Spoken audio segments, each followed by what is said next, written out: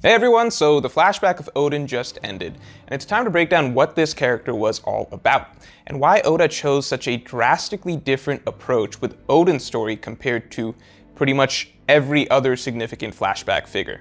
So what do I mean by that? Well, in most One Piece flashbacks, a large part of what makes the tragic death so tragic is the amazing job Oda does beforehand making this brand new character endearing to the reader in a really short amount of time.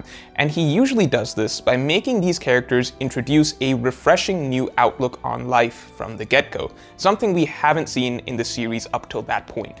They all have their own unique worldview, a sort of heartwarming philosophy that the reader can get behind right away.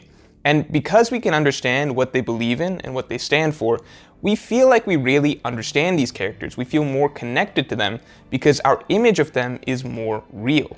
That's part of what makes their deaths so hard-hitting.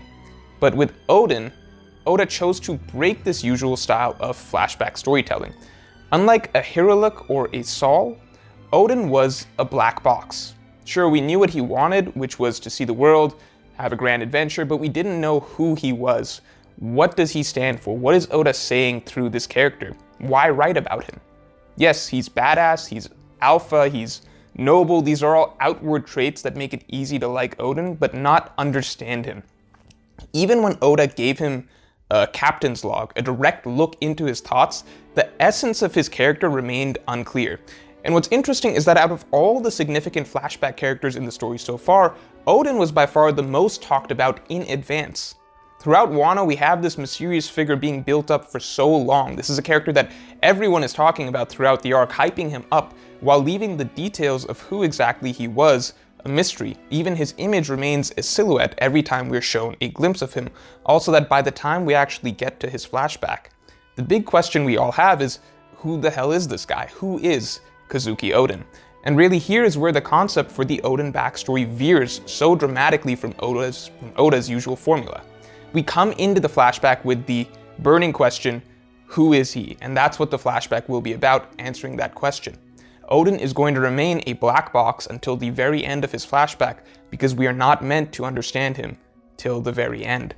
And the reason for this, and why this was such a fitting storytelling style for Oden specifically, will hopefully become clear by the end of this video. So, up till the start of the flashback, we don't know Oden. All we know is from what people have said about him, and they've been saying a lot. And the flashback very deliberately begins the exact same way, with us being told a string of seemingly indefensible stories about him. Our initial picture of who Oden is formed by his reputation. And that's going to be very important to the concept behind Oden in general, and what Oda is saying through his characters, so keep that in mind. So his story starts with his reputation, and is immediately followed by a scene that tells us three things. That his actions seem to live up to his reputation, that the intent behind his actions seems to be different from what his reputation paints him out to be, and that he never cares to clear up his reputation.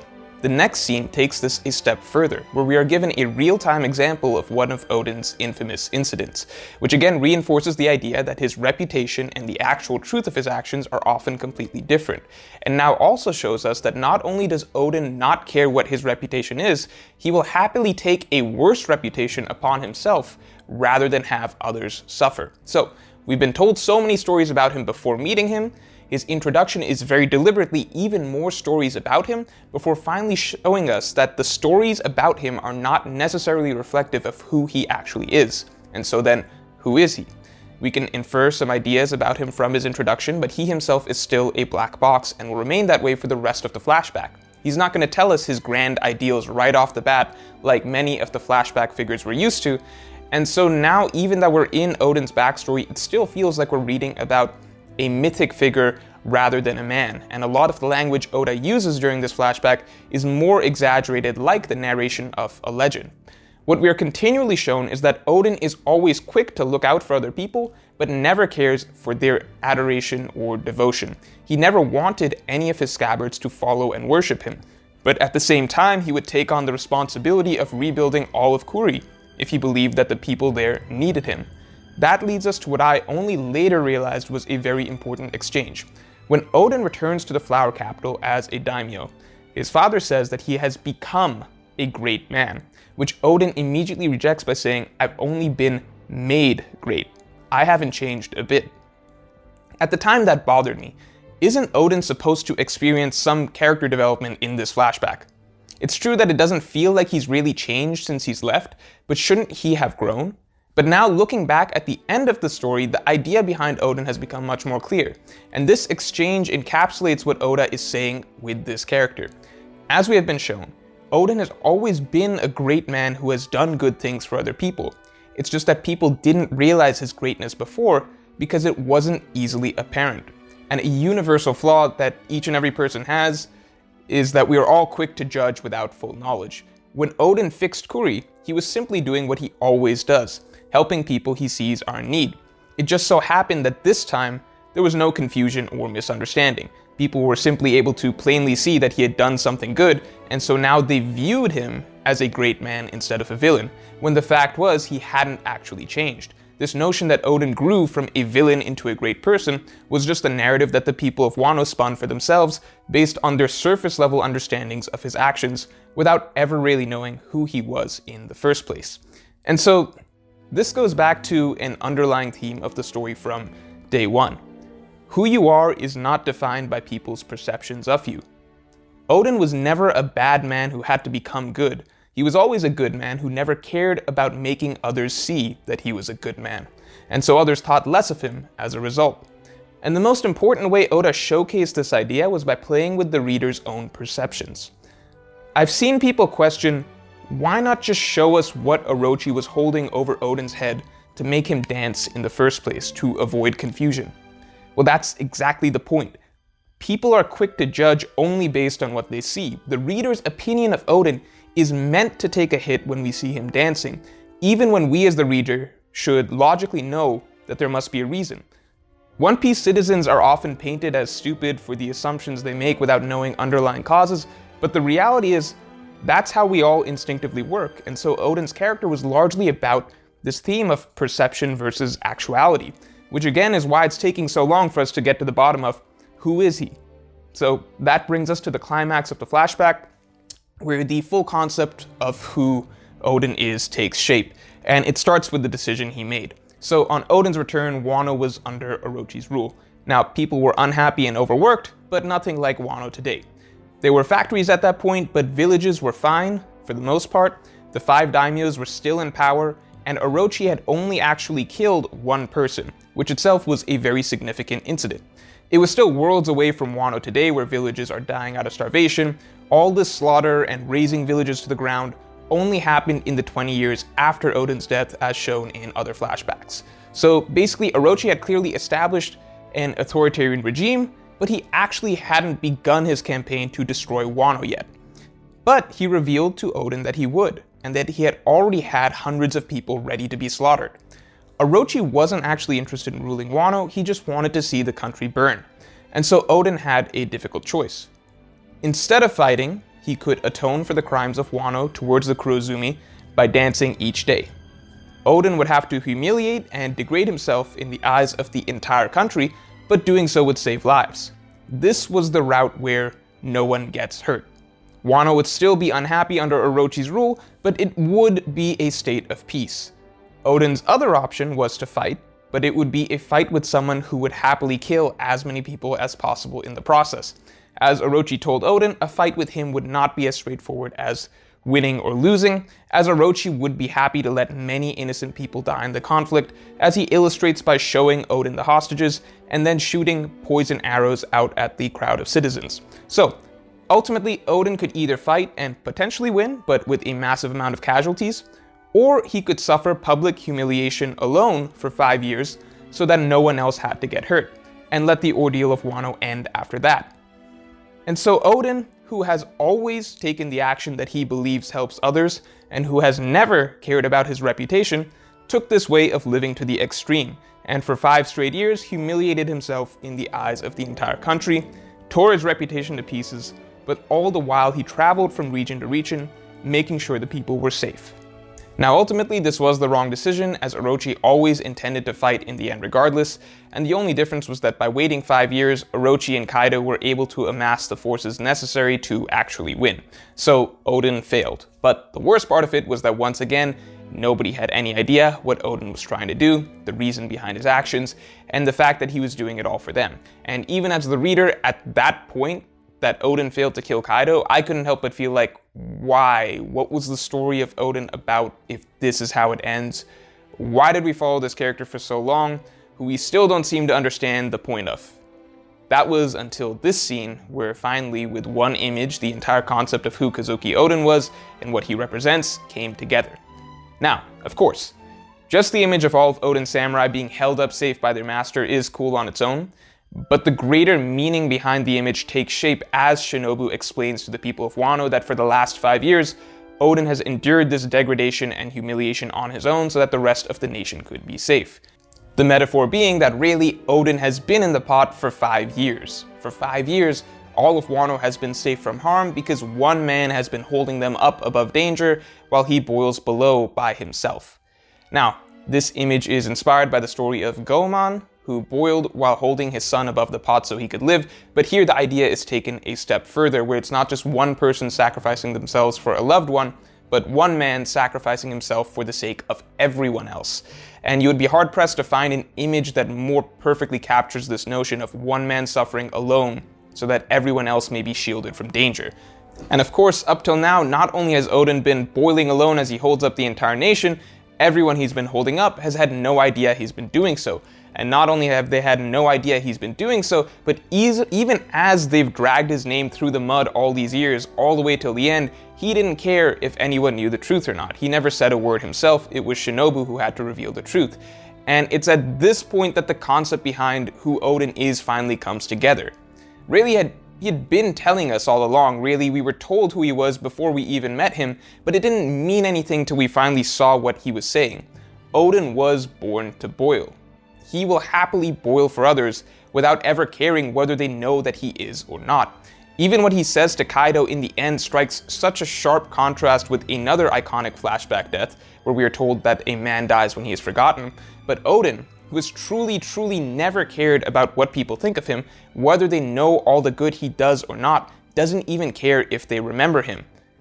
But, of course, from the way he died, nobody could possibly forget him, and so in the end, everyone's perspective on Oden changed to then view him as a great man, when in reality, he's always been great. It's just that now the people of One Piece and the reader fully understand, and that was the point, perception versus actuality. The story of Oden was about hammering in this theme that has always been floating around in this series, by showing that even a character as noble and sacrificial as Oden can be viewed as garbage if he doesn't bother to let people know that he is good.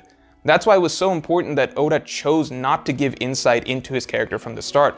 If Oden explained how he lives his life to us from the beginning, then the concept wouldn't carry any weight. We would simply know to always have faith that Oden has a noble reason behind his actions. Rather, Oda gave us glimpses of who he was, and even deliberately misled us in order to make the final display of who Oden is at his core, and who he has been all along, hit so much harder. So, at the end of the day, did you find this style of storytelling effective or not? It didn't really move me to tears from seeing a character I love die, but rather the dramatic punch was more so, I guess, making me love and understand a character through his death. The sort of like click at the end that, aha, so this is Oden, this was the concept behind him all along. And Oda had something to say through him just as much as a Hiruluk, or a Tom, or a Sol, but he would rather wait till the end to show us, rather than ever have Oden spell out for us himself. Now, is that all that is being said through Oden? I don't think so, but from here on out, I'm going to be more speculative as to how his story and the messages behind it may tie into the current story. It's speculation because I obviously don't actually know where the current story is headed. So, to start with, Oden was not a perfect character by any means. He was a tragic character who failed in the end. So he was flawed in two major ways, right? So first, Oden was always naive and soft-hearted. From the start, he was so trusting that he would continually give Orochi money, believing that someday Orochi would repay him. And this plays out on a much more significant scale when he agrees to dance for 5 years, believing that Orochi would ultimately leave Wano. Now, Oden is rightfully called out for being naive, but at the same time, in the end, Oda does seem to want us to view his willingness to have suffered for everyone else as noble. So, with this first flaw, my current feeling is that it's not going to carry some sort of new meaning or lesson for the modern day storyline. I think we are supposed to take this as one of One Piece's portrayals of noble flaws, where characters often fail or even die because they do something stupid, that Oda makes clear is not the logical or necessarily objectively correct choice, but at the same time is admirable in a more idealistic sense. Like, Bellemere couldn't bring herself to say she didn't have a family, even though all three of them could have lived if she had. Hiruluk ran into a trap because he felt a responsibility to try and cure anyone who was sick.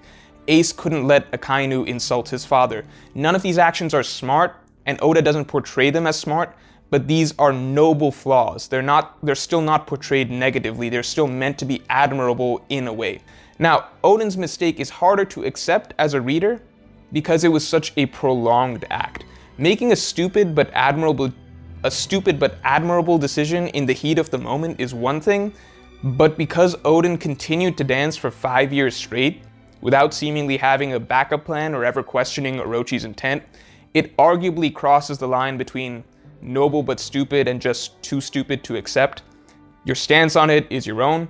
However, at the end of the day, I'm not sure, but I think Oda's intent is that we are still supposed to view it as simply a noble flaw and not necessarily a lesson that needs to be learned from in order to succeed in the modern day. I say this because Oden's decision to pursue a route that gets no one in the country hurt rather than fight reflects Vivi and Riku as well. Both of them were rightly called out for being unrealistic idealists, but at the same time their dedication to these impossible ideals was ultimately portrayed positively. And the implication, especially in the Dressrosa arc, is that having a good heart is at its core, that is the most important quality of a good leader. So ultimately, does Oden's naivety have important implications for the current storyline?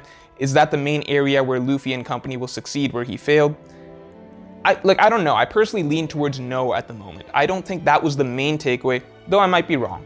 Now, on the other hand, the other flaw that seemed to stand out was the fact that Oden always chose to do everything by himself. That was his MO from day one, consistently rejecting the idea of having followers, always running off to get the job done on his own. Almost every single time there was something that needed to be done, Oden leaves by himself, leaving his companions behind. He did this to fight Ashura Doji, he did this when Whitebeard arrived, he did this at every island he visited on Whitebeard's crew, he continued to do so on Roger's crew, and even attempted to take on the entire Roger Pirates himself when the two crews met. This continued in his return to Wano, running off to face Orochi alone as well, and then, for 5 years taking on the burden of shielding the entire country by himself as well, without telling his scabbards or his family. Oden is the one who boils by himself, after all, in order to keep everyone else safe. But if we imagine that Oden and the scabbards parallel Luffy and the Straw Hats' current day story, we know that this is not how the Straw Hats work. Yes, Luffy protects them, but the point is that he cannot achieve his goals without them, and he will need their help every step of the way. I personally feel this is the direction that the arc is likely headed, and I admit I would definitely prefer it with the Straw Hats having to showcase their importance in Luffy's journey once again. And it's interesting that Oden's final words to his scabbards, that was a rare moment where he seems to realize he would need them to do something that he cannot do, which is to fulfill his dream in his place. If this is the case, then I think that makes the pot boiling image even more brilliant, as it would be one image that works on 4 levels. As just a great standalone moment of a master protecting his followers, as a metaphor for what Oden has been doing for the entire nation of Wano for 5 years, as this perfect visualization of the type of man Oden himself has been all his life, and lastly, as an important contrast to how Luffy's dynamic with his followers does have to be different from Oden's in order to succeed, as Luffy has never been in the pot by himself, and really that's what makes the Straw Hats so special. Now, beyond that, Oden does seem to parallel 2 Straw Hats in particular, and I don't know exactly what this says about their storylines in the rest of the arc, but I'll just say what I've observed. So Oden and Luffy is more obvious, both very strong-willed, both very freedom-loving, they both seem to naturally draw people to them, whether they want to or not. They each have their own 9 followers. I'd say that the parallels there are pretty clear. Now with Zoro, this may be more controversial, But ever since Zoro inherited Enma, I felt that the story of Oden will mean something for him as well in some regard. And I think what stands out the most is the striking similarity of Oden's actions to Zoro's nothing happened moment. Now, in general, most people have observed that Thriller Bark had a tremendous amount of foreshadowing for Wano, which makes me think that Oda had a lot of Wano planned out already and was fitting in parallels throughout Thriller Bark. In Thriller Bark, Zoro chose to take a tremendous amount of suffering upon himself so that the rest of his crew could be safe, and he chose not to tell anyone about it. That is the story of Oden in a nutshell. If you were to try and come up with a visual metaphor for what Zoro did, taking on pain alone so that everyone else could be saved, it would probably look something like this. What does that mean for Zoro? I'm really not sure. Same as I'm not entirely sure for Luffy yet. I'm just saying that it feels like parallels to Oden exist for both characters, and it'll be interesting to see where the rest of Wano takes them. So that's all for this video. If you enjoyed, then please like, share, and subscribe, and you can support me on Patreon for more videos in the future. Thanks.